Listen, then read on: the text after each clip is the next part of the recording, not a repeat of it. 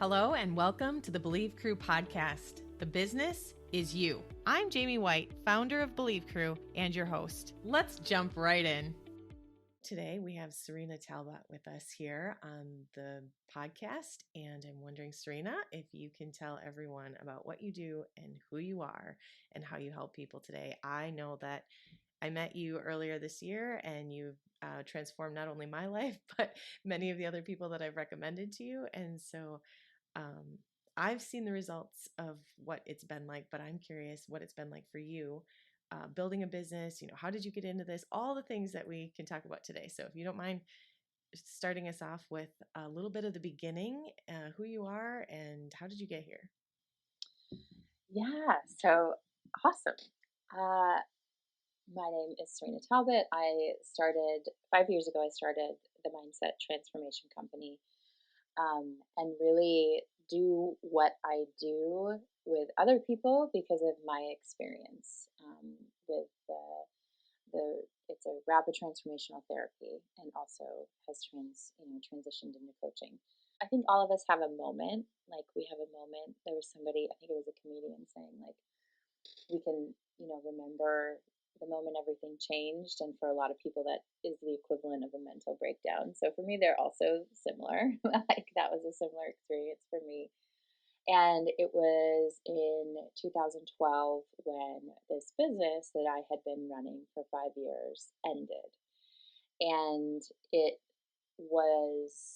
just really kind of changed everything for me in that moment. A couple things, like I had been working really hard and I was of the opinion, like if you want something, you just work hard and you'll get it. And if it's not working, you just work harder. Like this is how life works. And so, rewind 5 years before that, and my husband and I, started this nonprofit. We found out there was homelessness in our small little town, and we had a couple rental properties, and we're like, okay, well, there's homelessness, even though this isn't a really big town. It was a town of 2,000 people, and we have a home, so this makes sense. And, I think that's the attitude of a business owner as well. Like, we'll figure it out as we go, what could happen. And there's a need, and we have this capacity to kind of fill this need. And so we started a nonprofit, homeless shelter for women. We had grant writing. A couple years in, we started a thrift store to support it. I spoke around the community. We had volunteers, we had employees, like all these things, wearing all these hats and really, having an impact. But for me, during that time, there was more going on than just what it looked like on the surface. And what was going on for me was that I really had my identity wrapped up in this business. Like, if this goes well, I will be good. If this goes well, maybe I will finally feel like I'm good enough, because that was a part of my past that I never ever felt good enough. And so no matter what we did or how much money we raised or how many women we helped, it was never enough. And so I brought that pressure on. And if we did this program, we needed a better one. And if, whatever we it needed to be better. And everybody felt that. And in that also, it was this business is going to make me feel good enough. So this business needs to be perfect. And I need to do whatever it takes to make this business run. And that's, I think that different people have that, right? I think everybody can relate to that. If I just get this, everything will be better. And for some people, that's maybe like, if I just look this certain way, everything will be better. If I just get in this relationship, everything will be better. If I just make this much money, everything will be better. And for me, it was this business. If it just is successful, everything will be better. But I didn't really have a definition of success. So like I said, no matter what I did, it wasn't enough. And it also made me not be able to say no. Like, if anything needed to be done, I'm going to do it. And I'm going to, I answered the phone in the middle of the night and worked all the time. And I did, at the time, had 4 little kids that I wasn't present with because I was just thinking about this business all the time. and kind of just reaching for this carrot that just kept moving, right? It just kept getting out of my reach. And when my youngest was 2 days old, there was a volunteer, an employee that didn't show up, so I showed up. And that was how I ran. I just thought, okay, I'm going to keep working harder and harder and harder. And if we got a big donation, I was like, yay, and celebrated for like 5 minutes. And then it was back to work. And I wasn't appreciating what I was creating. I wasn't appreciating the people around me. I wasn't appreciating anything because I was just had this crazy drive.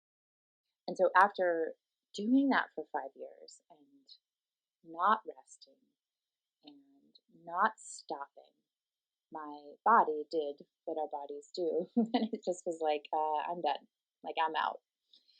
And I had nothing left to give. Like, it didn't matter how much I wanted to work harder. Like, I could not. I was starting to get an ulcer. My kids hated my phone, and I was just super anxious and I was a mess. And I finally had to say, Uncle. I think some people maybe do it quicker, but not me. Like, I was kind of like like a pit bull, just like chewing on this thing. Like, I wasn't going to let it go. And so it had to fall apart, and it really did. And I remember, calling up the board members and being like, I can't keep going. And I was hoping someone would just come in and like run the thing, but I wouldn't let anybody, right? I wouldn't take, take my hands off enough to actually let people come in and help. And so there was one family in the home, and I drove them to a different homeless shelter. We closed, and then I went home and cried a lot. And it felt like I lost this shred of hope. Like, if I just do this, I'm gonna feel good about myself. And then it kind of felt like, if my world and my life was like a term paper or a test or something, it just felt like official now, like a big F, like I am a failure. This thing I had been like running from and trying to solve or whatever felt official. Like, I'm a failure. This didn't work. It's true. I thought I wasn't worth anything, and I really am not. And really, in that place, was finally ready, like I said, to say uncle, and finally ready to like be open to a different way of operating. Like, okay, my way hasn't worked very well. So maybe there's a different way of doing things. And also, I was open to help. And I remember I went to therapy because I'm like, okay, well, I don't know how to do things. Um, and I'm broken. I need to be fixed, so let's get her done. Let's go. And the first time I went to a therapist, her name was Kathy, and I literally went in and had this conversation. I said, I'm really frustrated. I'm really angry. I really hate a couple of people. And I have no peace. Do you have a pill for that? Like, can you like hook me up? And or homework. Like, I'm really good. Give me homework. Like, let's get this taken care of. And also, I understand, like, people say if you want to have peace, you have to like look at your past.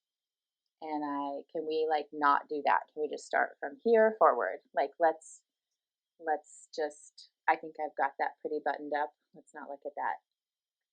And she laughed at me. This is true. Like, this is how that day went. She laughed at me, and I was like, I just had this understanding, like, okay, if I'm going to have peace, I'm going to have to look at my past. And so, as I was talking about, like, being so driven, like it was never good enough, like, that was in me.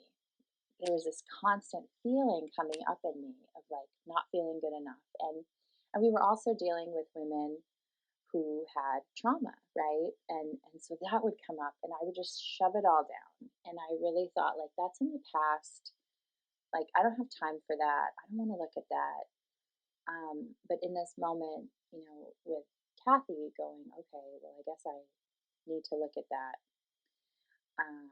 in order to move forward. And that was really a huge, awareness and a huge moment, and something I really didn't want to do. but I thought, okay, like I have no choice. I'm willing to do that. And so I began with Kathy and other therapists and books and programs because I very much am like, okay, if we're going to do something, let's just get it done. And what happened over the next few years was I got this like understanding of my timeline, like my history that would make me so driven that I was willing to like kill my body and my relationships and my health to get this, identity from this business. And a big part of that was that my dad was abusive to me. He was an alcoholic. One of my first memories was him throwing my mom down the stairs, and so I began to talk about that stuff, which I didn't think was important, and finding out, oh, that is important. And him abusing me, causing me to feel like I'm worthless, because when things happen to kids don't go, oh, dad's messed up, or oh, mom and dad are having problems. They go, I'm bad. And then, my mom was amazing and she left him when I was 6. And then we just grew up really poor and got made fun of, and, didn't always have, we got the day old bread and didn't always have clothes that fit or hot water and things like that. And also that feeling like I'm not enough, like I'm not as good as everybody else. And then finally, and other things happened too, but this timeline began to be apparent, and then the business closing. And I understood why I behaved the way I did. And I was like, that's awesome. But I actually want to change. Like, it's great to understand why I'm behaving this way, but I actually just want to be different. And I'm so grateful in that process. I'm a learner and just absorb information, and was reading books and listening to podcasts and listening to anything like YouTube videos, anything I could find. And I bumped into the idea of neuroplasticity, that our brains can change. New science, right? It's new in the grand scheme of things, in the grand scheme of psychology and physiology and stuff.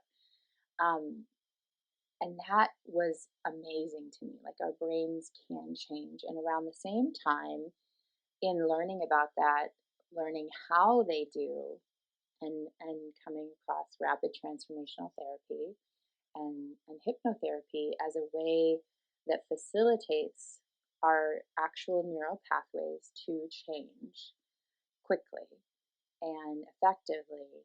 And so this idea that there was a possibility that not only, could I have an understanding of why I behaved a certain way, but that I could actually change it, was really powerful. And so I got introduced to a friend of a friend who actually did rapid transformational therapy and had a profound experience, like you had mentioned, Jamie, that you've had with this, technique and method of being able to. So what happens, the reason why the past messes with us is because it's like it gets stuck, on our timeline. Like I say, like there's a hook in it. So even though, my dad had done that, 20 years ago, or, 30 years ago, it didn't matter. Like, time doesn't matter in your brain. That feeling that I'm not good enough stayed. It stayed on the timeline. And then growing up the way I grew up, and, those different experiences, and then failing at this business, like, it didn't matter if it was 5 years old, 10 years old, or 20 years old. Those feelings and those neural pathways were still there. They were still firing every day. And with being able to change them in hypnosis, they stopped, right? They actually stopped. And it wasn't instant, but over the next, 4 weeks, the way I was thinking changed. And I didn't even know, now I would diagnose it as like high functioning anxiety, like when you beat yourself up in your head all day long. Like, that's how I operated. And I didn't even know until I stopped. Like, through that process with, working with the woman, her name is Christy, who helped me with rapid transformational therapy. And you get a recording to listen to that helps change how you're thinking. And it was about 3 weeks in, And I had this moment where I was like appreciating myself and loving myself. And I remember just crying because like that had never, ever, ever been something that I did. I hated myself for many, many, many years. Um, and people around me noticed, like within 2 weeks, people around me noticed. And that heaviness and that fear just wasn't there. And I was like, this is huge. This is something. Like something happened here. And I'm, very much, I love the science of everything too, and understanding neuroplasticity and, what's going on. And when you're in hypnosis, which is rapid transformational therapy, operates in that you're in the alpha brainwave state and you can, change how you're thinking. I was like, oh my God, this is amazing. And so I was also at a place in my life where my kids were older and I had, time. And so I went and got, certified in this method. And then that's what I do with people now. And I see it, it's not a cure all and it's not, you know, perfect for everyone. But when someone's in that same space of like, I need things to change and they have an awareness of like, why they've been doing stuff, but they actually want to be different.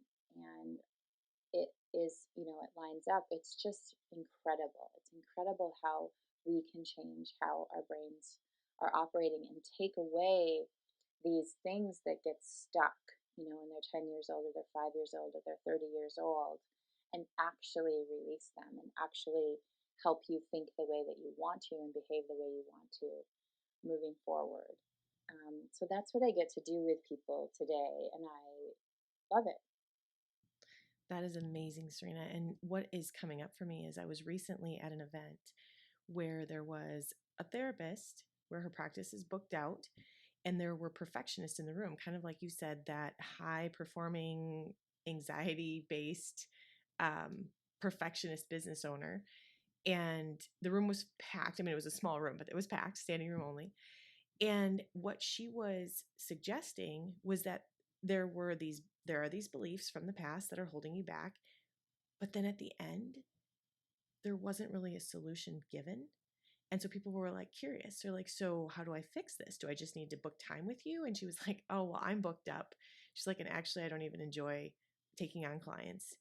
And so, kind of speaking to what you were talking about before, where you had done a lot of therapy, you had read a lot of books, but then, I mean, even if there's this awareness that we there's something wrong, how many things out there are actually saying, and I can help you get past that, I can help you rewire that? Because what I felt in that room, and I know because I've experienced it, I've experienced, my brain being rewired. And like you said, it's not so much that you notice, for myself, it's not so much that I notice um, that something new is in my life. It's more that there's something that isn't there, but Yeah. it's so subtle. I don't react the way I used to react. I can respond. And it's just wanting to get that message out there for people to realize that not only is your brain reacting from this, but also it can be rewired. And like that is possible. We can change our DNA, we can change our thought process, we can change. And so that sorry, that's what was coming up when No, it's huge. thinking And about it. I think it's a matter of old science and new science. So I really think of it in my brain like 300 years ago, and I think that's about accurate. Like if you broke your leg, you just would have to limp. Like they didn't have the casts and ability to set it. I know they've been setting bones for a long time, but it wasn't like universal. Where now, if you have a room of 100 people and you say who broke a bone when they were little, half at least would raise their hand and they broke a bone and then it healed and it was no big deal because science and x-rays made that possible, right? And before x-rays, that wasn't as possible. And so what's happened with our brains is it's only been like 25 to 30 years that we had the ability to look at what's going on inside our brains, right? So science for our brains is a lot slower to catch up than science for our physical, arms and legs and toes and stuff.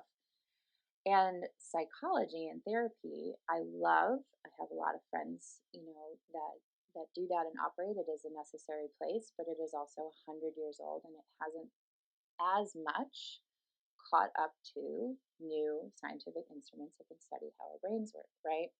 And so in some ways it is like, you know, well, you got an injury and now you have to limp, right? And so it can be similar to that in talking about in a traditional therapy setting. If the person doesn't have this knowledge of how to change things, it's saying, well, okay, well, here's how you got the limp, and here's what the limp looks like, and here's how it affects your life, and here's how you're maybe not able to operate as easily as a normal person. That's all great, but don't we just really want to fix the limp? And so that's the difference, and it's really exciting to me because rapid transformational therapy is one way of doing that, and people are finding lots of ways to do that. I think some are more, you know, controversial than others, but psychedelics, is something that puts you also in that alpha brainwave state. Meditation can do it. People are doing breath work, all of these different things. And it's just really exciting. And that's the thing that I'm really excited to share with people is that it can change. And don't quit. Don't just think you have to walk limp the rest of your life. Like, things can change. And yeah, to be in a position, the other old science is that you would just have to repeat something day after day for years and years, in order to change a belief. And when you work with your conscious, that is like, it just has to take forever of repeating and training. But for traumas, like bigger traumas, that didn't work so well. So that was viewed as something where you're just going to have to limp, the rest of your life. But now we know that we can even, bigger traumas can change. So yeah, it's exciting. Do you ever run into opposition or I'm not sure exactly what the word would be besides that, from different communities like the Christian community? Because I know for myself, Kevin even had the belief, change is too hard. And I'm like, well, but Jesus teaches that transformation is possible. Like, what? so, Yeah. so I feel Yeah. like the two merge together, this idea of being able to change our thought process, but yet something, it's like it's scary. It is. And I think traditionally, like, faith communities have had a resistance to change that I think has maybe been, helpful to kind of maintain.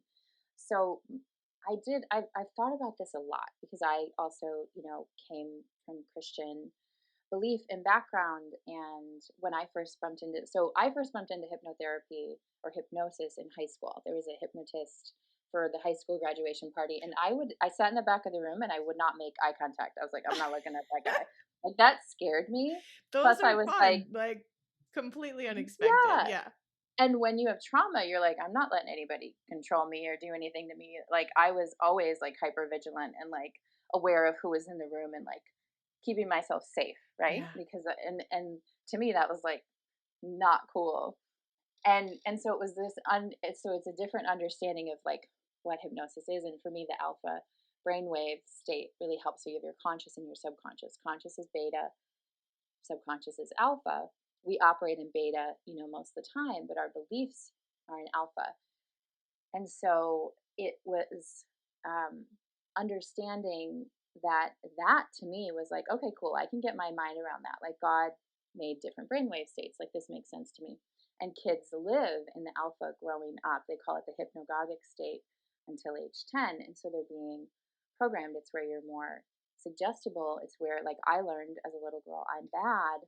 And I didn't argue with it because we move into the beta and the conscious between 10 and 12, right? Where then we can reflect and go, hey, my dad was not kind, but the beliefs are set. So I worked to filter all of this through, like, okay, is this God? Is this good? Is this okay? Until I got to a place of peace because I reconciled it, with science. But as a whole, it's so. I hope this makes sense and I don't go, off on a tangent. But like, anesthesiology came into practice, I think, in the late 1800s. It was a dentist, And he's like, I found this thing, right? It's from a plant that God made that will help numb the pain when people have dental work done, which, I can't imagine, the pain that people were in during dental work before then. And he's like, I found this and it's a way to help people um, not experience pain during surgery. And the church was a place that they got opposition because it was this idea, well, God wanted us to be in pain and it's natural and you're messing with a natural process, right? And so there was opposition there because it was new and different and the potential for maybe not being in control of your thoughts. Now you'd be hard pressed to find any Christian that won't have anesthesia. It's not a big deal. And to me, it's a similar process. It was also, again, I hope I'm not off on a tangent, but um, the guy who in Copernicus found out the earth revolved around the sun. So here's a guy studying God's universe, finds out how God works, right? The earth revolves around the sun. But he can't tell the church because the church believed everything in the universe revolved around us and the earth. And that was how God made it. So here's a guy just going about his business, finding this awesome, discovery about how God made the universe and couldn't share it because the church was going to kill him. That's extreme, but I feel that way a lot with like new information, like meditation. There's just a ton of science saying it's really good. And David, like, I meditate on your word all day long, but if you're going to get a group of Christians to meditate, they're going to be scared, right? And so to me, it's the same. And I am not on a mission to get Christians to do hypnotherapy. I find I bump into the people who are open and I will help them understand, like, yeah, it's fine. There's an article in Christianity Today talking about hypnotherapy and how it's good. And, so I share that with people like, okay, the powers that be have sanctioned this, it's okay. But really, it's a level of comfortability because I also have people that aren't Christian and it's nothing to do with Christianity. And they're like, hell no, like, I'm not doing that. So this is I use the word weird, like, it's a different thing. And I'm very aware of that. And like, if it's not up, your alley, like, that's totally fine. And so I'm never really in a position to convince people other than just explaining like the science behind it and my belief and my experience with it. And so I definitely think there are different communities for sure, different sections of the business community who are like, won't touch somebody like me with a 10-foot pole, and that's okay Well, too.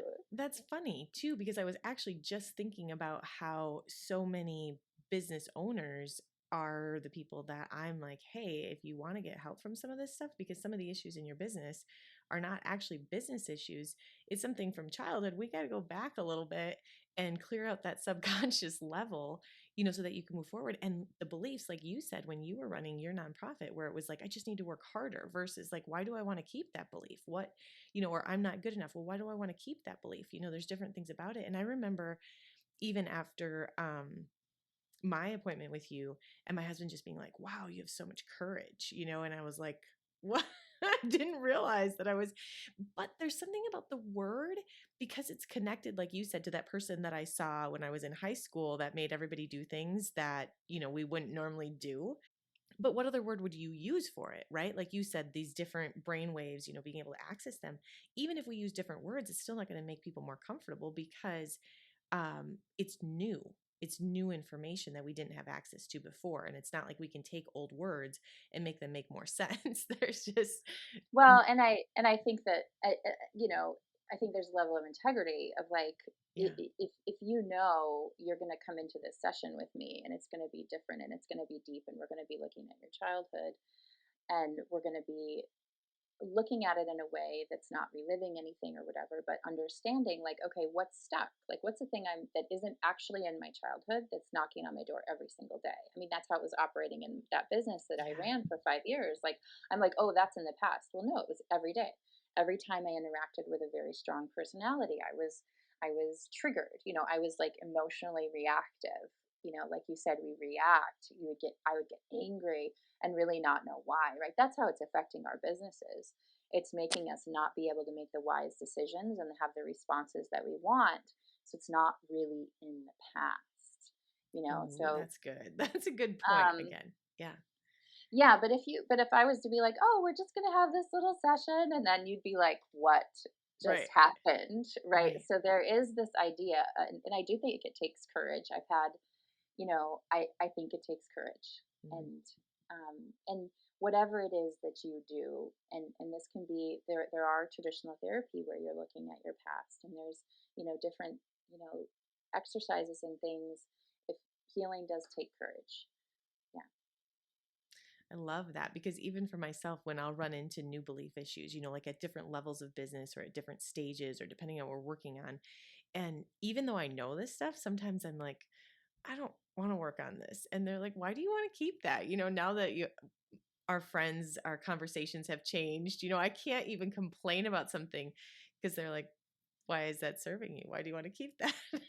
Like, it's so funny because I do this knowing. work all the time with people too, and my also I think there's a misconception that I'm going to do all this work. I'm going to do it really hard. I'm going to Yeah. do it really fast. I don't know if you had this, Jamie, and then I'll be done. Oh, yeah. I'd love for Yes. that option. Yeah. But Hmm. we're humans, which is super annoying. And like, Yeah. it's not going to be done. But the deep work, like the Mm-hmm. initial deep work for me is done. Like, I'm not rehashing that. I'm not doing that over and over, but we grow. We have bigger capacity to work with other people, to Right. handle more abundance and, bigger responsibility. Right. And so we're always growing.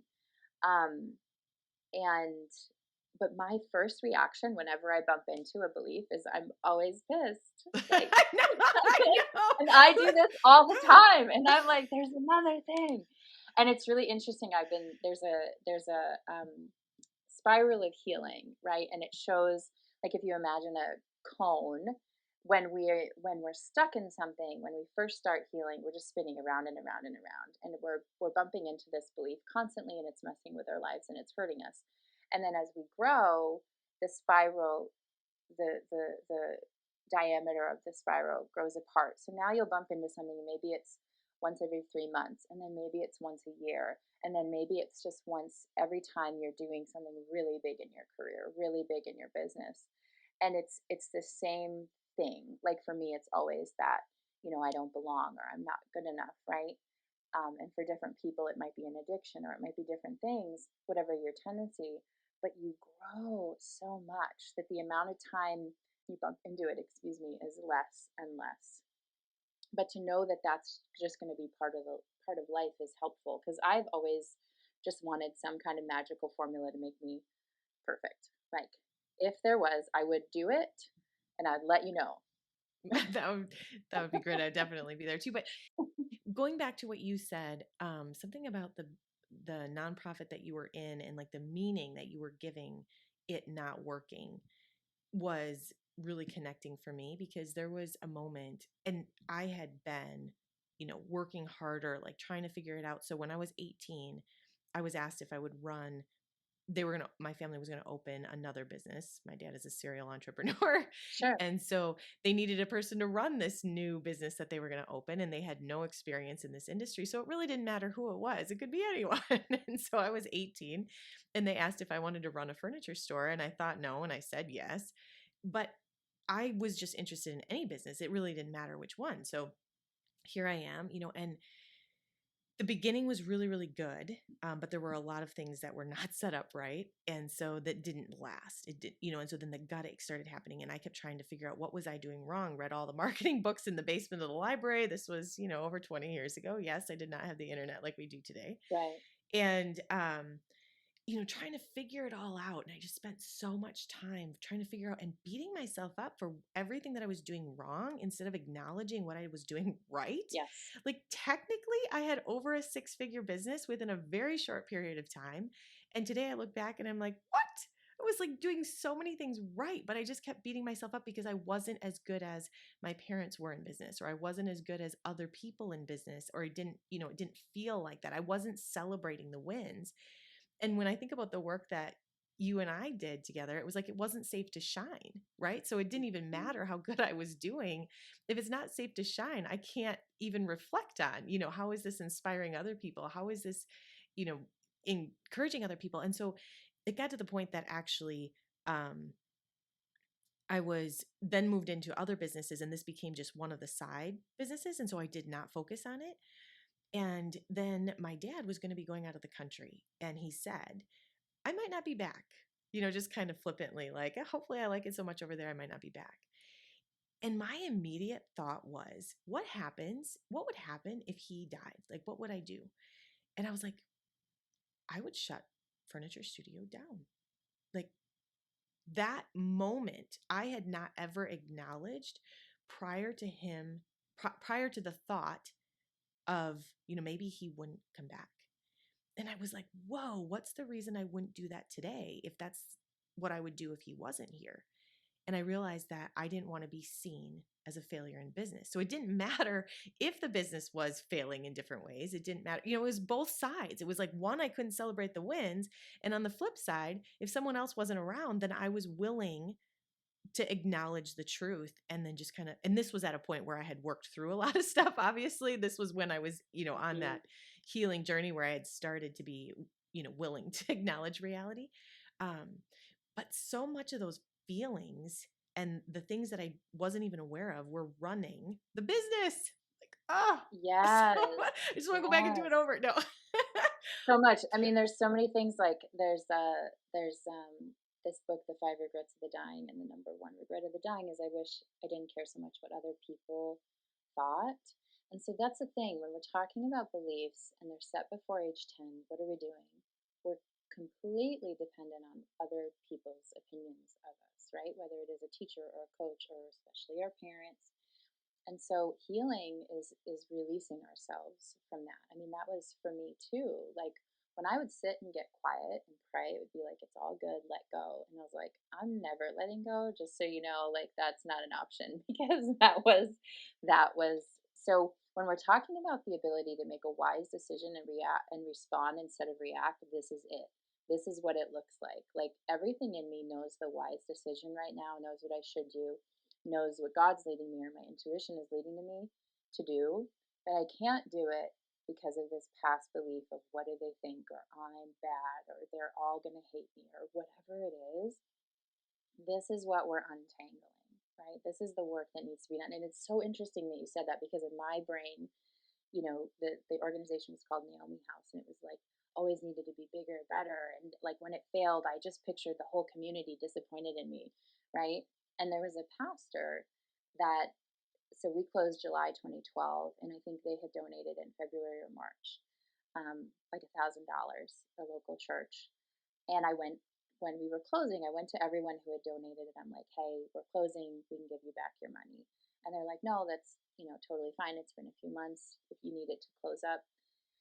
And he didn't. And so years later, I went back to this man and I bumped into him and I was like, I'm so sorry. Like, I'm so sorry that it didn't work. And you had given us money and put your trust in us and I failed.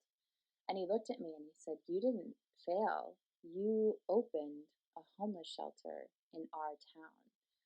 And that was a really healing moment for me to be like, oh yeah, like for you, Jamie, you ran this furniture store. Not Like, but we can't see that, right? Healing is being able to see like who you really are. Look at ourselves the way other people see us in this. People see that we're like amazing or wonderful or doing a good job, but we can't see it, right?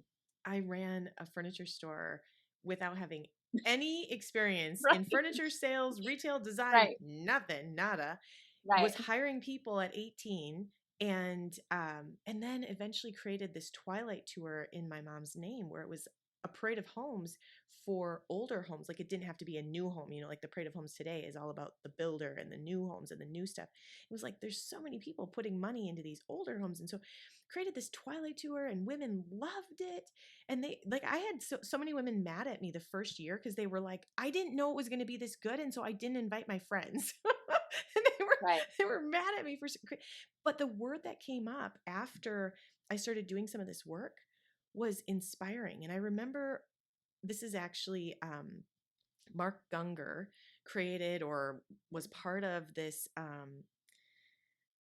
flag page personality assessment. Yeah, I did it. Yep. Did you? No way. That's awesome. Yep. And he has a book with like all the words, like what are the top 5 words on your flag page, like if what's important to you. And I remember I was just kind of doing some deep searching on like, who am I, and starting to understand about core values. And so I was grabbing this book and I was looking at each word and I was like, which one do I want to pick, to be on my flag? And I remember hitting the word inspiring and feeling like I couldn't put it on my page. And then I went back and I was like, why not? What is coming up for me here? And my thought was that it would be like too much pride or ego Right. if I was someone that was inspiring, or if I thought of myself as someone that was inspiring. And I didn't realize that this is, a gift for people. Like there are some people that, and even as leaders, like we're meant to inspire. And then there was this awareness of people that I was inspired by were actually humble people. Mm-hmm. And so I recognized something was in conflict. Like, how come I'm inspired by people that are humble, but if I was to be inspiring, I would not be humble? So again, going back to the stuff that we worked on together, where it's like, it's not safe to shine. Okay, similar words, right? Like, what's coming up here? Yeah. Why? It's so powerful because there's a bunch of stuff like our human psychology. We have like a negativity bias that's kept. You hear about this if you're in this world. You hear this all the time. Like cavemen kept safe because they were looking for a saber-toothed tiger, not because they were enjoying the sunset and the scenery. Right? That would have been dumb. So we have this like there's a human. Our subconscious is bent to keep us safe by looking for danger, right? That's super smart. Like if something's on fire, your mind's going to focus on that instead of a beautiful sunset. That's helpful, right? So you understand that. But then also the thing that happens when we're little is you shine, you get yelled at. You show up and maybe tell the truth, you get in trouble. And so we are learning this way of operating that is not really true or really helpful. But when we were little, it was super helpful to stay quiet. It was super helpful to hide if you're in any kind of a dangerous situation when you're little, or even in school, right? You're too tall, you're too smart, you're going to be made fun of. Or it's like we learn survival techniques to fit in when we're little, whether it's to a dysfunctional family or school or whatever. And most of it is stay small, stop shining, hide. Then we start a business. The whole point of the business is show up and shine and tell people what you're doing in the world. And most of us haven't had that conditioning, so we instantly find the conflict, and that's the work that needs to be done, and that's the truth. The other piece is we think if I beat myself up, that's going to motivate me to success, right? But that doesn't work ever at all. There's a lot of new neuroscience that encouraging ourselves, seeing ourselves for who we really are, appreciating ourselves, obviously, in other people too. It's not pride. It's actually more prideful to be so in your head and self-centered, quote unquote, that you can't do anything because you're terrified of what everybody's going to think. That keeps you stuck inside than to show up and shine and serve people, right? So we have to also untangle all that stuff. That is so powerful. And it's the difference. It explains and defines the difference between how I feel today in my daily life versus how I felt 8 years ago when I was just on this rat race and I didn't understand why I couldn't get off the hamster wheel, and why, I continued to experience similar things in my life. I was so frustrated. I was blaming others, like all the words, and the level of vibration of my body was not in a good place. And then to be like in this place of peace and connection and coming from love and being able to say the truth in love and being able to step out, like we're fearfully and wonderfully made, and be bold. And like, that is the opposite of where I was coming from in my belief systems. It's just, and it feels so much better. I'm like, I'm not going back. Yeah. I'm not going back. It's a powerful, and I think it's a really important thing to wrestle with, this idea of like what's pride, what's ego, and especially in Christian communities, like what's my flesh and what's God and what does God want me to do? And like over and over and over, if you're any kind of believer, it's like God loves me and wants me to shine, and I'm more than a conqueror, and I have the mind of Christ, and I'm God's instrument, or arms vessel to do these wonderful things. And then we have to reconcile that to like, how will I operate if I am doing everything and being everything that God is calling me to be? Guess what? You're going to shine. I love that. And that makes me think of a conference that I was just at where women were being encouraged to follow where God was calling them. And it was like we were able to have conversations of like, but is that you being fearful? Like, is he actually calling you to do this now? And they're like, oh, you're right. Like it's so much more fun to be in a room where people are energized about what they could create and what he's asking us to create. And so I am like inspired to be around, as many people as possible that are willing to do this work because the conversations shift. There's no longer this venting about, the relationships that aren't going well. I mean, like I said, I try occasionally and my friend group is like, do you want to take care of that? So I love the new conversations that happen when we start to even, you know, shift our brain, shift our thinking. Yeah. Is there Yeah. anything else that you want to leave listeners with and express? Well, I hope this conversation has helped people have hope, because I know for me, in that space between finding out everything that was wrong with me and like why I was limping, and like kind of there was, I don't know if it was about a year or 6 months of like, oh my God, maybe I just have to live the rest of my life this way. Maybe this is just my sentence. Like people who grew up like me, there's a test. It's called the ACE test to kind of rate your trauma. And mine's high. And according to that, I should have all of these issues and I should be an addict and probably in prison and probably dead and all this kind of stuff. And that's the truth about the things I experienced when I was little. And the the the hope of my conversation is to give you hope that doesn't matter. That doesn't have to define you. You don't have to keep, limping, quote unquote, the rest of your life. Your brain can change. The way you operate can change. There's what I do, but there's also I believe we are put in the path of people with the tools and the expertise to help us on that. So that's my main thing, is like, don't give up hope, no matter what things have been happening to you or how hard you have been working, so far to change them, because you maybe just haven't been working at the root of the issue, which is in your subconscious, and we can always change. So that's my main, thing. I love that. Hope and courage. It takes courage to work with hypno and provides hope. So, when you think about the work that you're continuing to do in this next year and just even in future years, is it clear what your calling is and where you're, being asked to kind of step out into areas or spaces where you're feeling challenged? Yeah. One thing that was a goal on 2022 was to speak more. So I've been speaking more, right? And there's, it's so interesting you talk about fear, because I think when we're following God and we're following our intuition, we're following our calling, we can be slammed right into fear, right? And fear doesn't mean stop or there's something wrong or I'm doing anything wrong. It's this opportunity that means I'm growing. It means that I've maybe come to the edge of like what I know and I'm moving into the unknown. Um, so speaking was that for me this year. And interestingly, for me, always being asked to slow down is scary, because I would just rather you give me this long to-do list than slow down.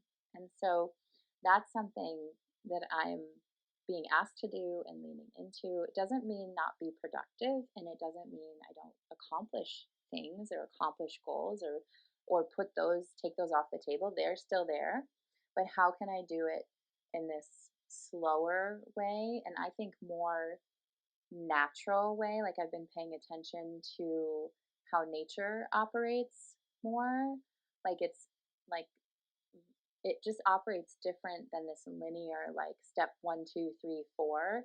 Like, nature can be slow and then just explode, and getting in tune with that.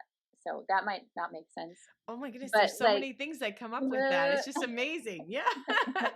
And for me, this whole year has been about slowing down, and it has challenged so many belief systems. Like if we wanted right. to do the hard work as fast as possible, slow down for me was like how do you work Yeah. through as many issues as you can in a short period of time. And definitely love what you're pointing out about nature, because there are so many examples of things where when like it might not seem like something is happening, and then all of a sudden there's growth.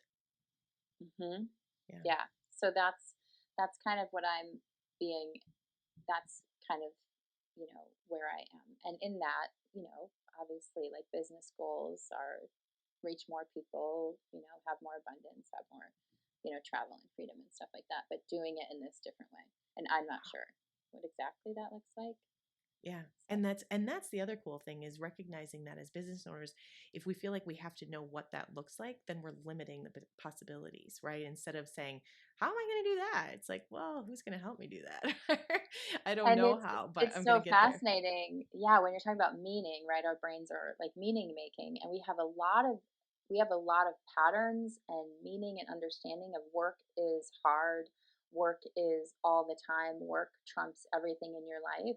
And so I think a lot of people right now are being invited to a new meaning of work and fulfillment and abundance. Like, not slow it down and lower your standards and expectations and be poor, but like, how do we what does this look like, this new meaning and this new way of operating? Like, I'm pretty, for me, on, my personality is always like global. So I'm always like seeing things like global, maybe to a fault sometimes, but that's kind of what I see, is like figuring out a new way of operating. I'm so excited about everything that we've discussed, to be able to just kind of open up, the minds of anyone that is not aware of this happening or this option. And I love the idea of global. And I would So, I would guess, yeah. as people are listening, a lot of it, they're like, yeah, totally. I've been feeling Hmm. that, but not maybe Yeah. known Yeah. what to do with it or have the Right. conversations Right. about it. Yeah.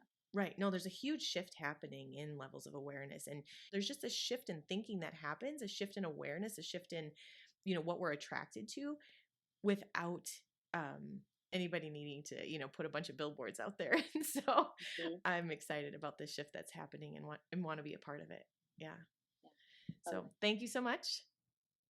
Thank you for having me and, inviting this conversation. I love it so much.